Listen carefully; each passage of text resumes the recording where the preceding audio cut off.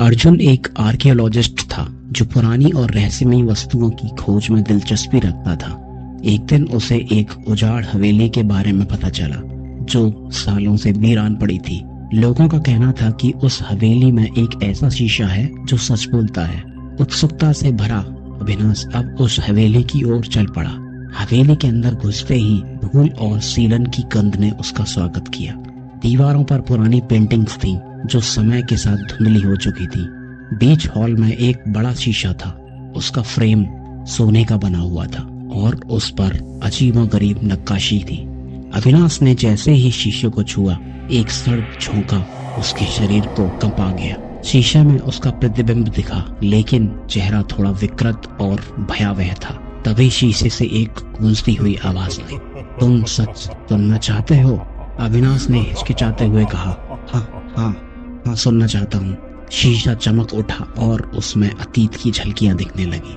अविनाश ने देखा कि हवेली में कभी एक खुशहाल परिवार रहता था, लेकिन उस परिवार की एक रात रहस्यमय ढंग से हत्या कर दी गई थी। ये हत्या किसने की थी?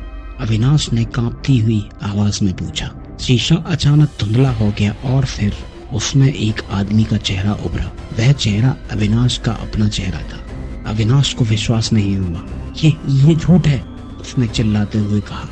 सच हमेशा कड़वा होता है, शीशे ने गूंजती आवाज में कहा। तुम पिछले जन्म में इस हवेली के मालिक थे और अपने ही परिवार की हत्या की थी। अब तुम्हें अपने पापों का प्रायश्चित करना होगा। अविनाश की सांसें तेज हो गई। तभी हवेली के दरवाजे बंद हो गए, खिड़कियां अपने आप टूटने लगी और चारों ओर अंधेरा छा गया। शीशे से भूतिया आकृतियां बाहर निकलने लगी। अविनाश ने भागने की कोशिश की, लेकिन उसके पैर जैसे जकड़ गए थे।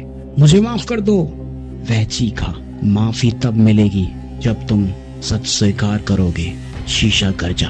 अविनाश ने अपनी गलती स्वीकार कर ली। तभी हवेली में रोशनी फैल गई और सारी भूतिया आकृति गायब हो गई। शीशा अब शांत था, लेकिन उसके फ्रेम पर खून के धब्बे उभर आए थे। अविनाश ने महसूस किया कि वह अब कभी सामान्य जीवन नहीं जी पाएगा। सच जानने की उसकी लालसा ने उसे एक ऐसे रहस्य में फंसा दिया था जिससे बाहर निकलना असंभव था। अविनाश ने शीशा उठाया और उसे तोड़ने की कोशिश की, लेकिन शीशा अड़िग था। तुम मुझे नहीं तोड़ सकते, शीशा हंसा। मैं सच हूँ और सच कभी नहीं मरता। अविनाश के चेहरे पर एक अजीब सी मुस्कान आ गई। उसने शीशा उठाया और बाहर की ओर चल पड़ा।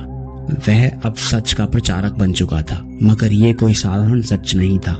ये उस काले सच का प्रसार था जो हर इंसान को उसके सबसे गहरे डर से रूबरू कराता था। अविनाश ने खुद को शहर के बीचों बीच शीशा थामे हुए पाया। उसके आसपास लोग चीख रहे थे, लेकिन उन्हें कोई खून खराबा नहीं दिख रहा था। वे सब अपने खुद के अतीत के सबसे डरावने सच का सामना कर रहे थे। शीशा अब उनका सच उगल रहा था। अविनाश ने एक भयानक हंसी के साथ कहा, अब सच से नहीं बच पाओगे।